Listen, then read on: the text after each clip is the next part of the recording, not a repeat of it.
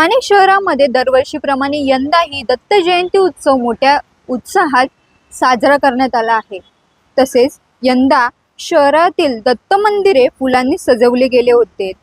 दरम्यान दत्त जयंती उत्सवानिमित्त भजन कीर्तन, सत्यनारायण महापूजा, होम हवन तसेच विविध धार्मिक व सामाजिक उपक्रम राबवण्यात येत होते।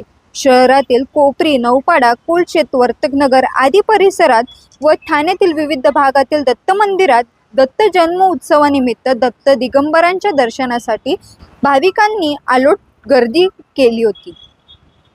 भाविकांनी सकाळपासूनच रांगा लावून सद्गुरू दत्त माऊलींचे मनोभावे दर्शन घेतले। तर ठाण्यातील प्राचीन अशा 1912 साली स्थापना झालेल्या विठ्ठल सायना दत्त मंदिरात 113 वर्षांची परंपरा आजही अविरतपणे दत्त जन्म उत्सवानिमित्त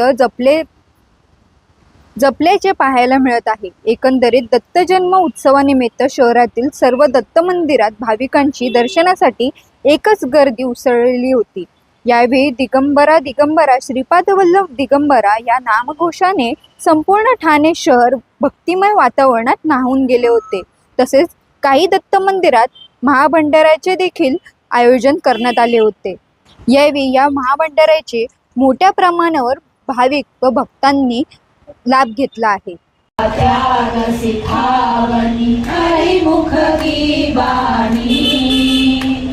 सकल शास्त्र की स्मृतियों की रानी, ओम जय भगवद गीते, दया सुधा बरसावती मातु।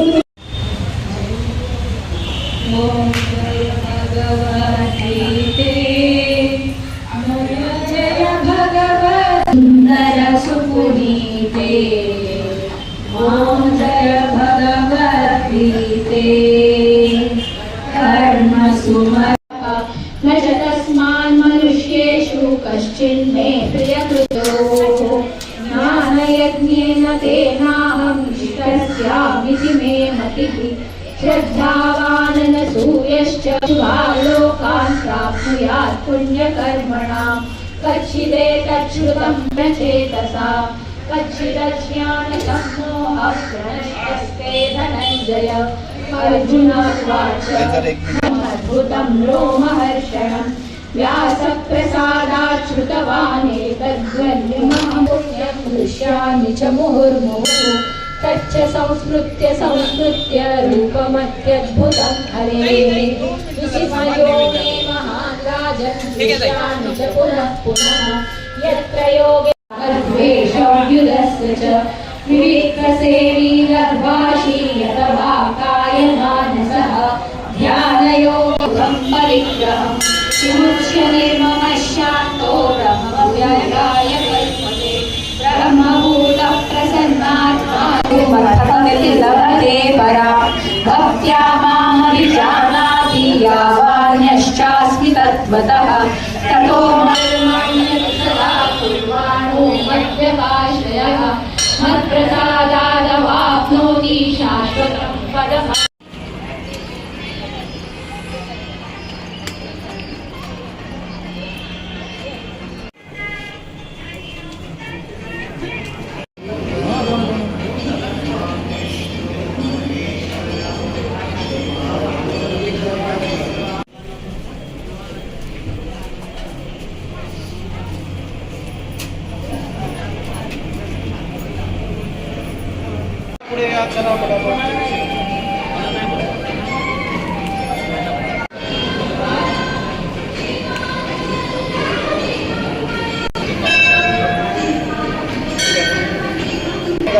माझं 50 कामावर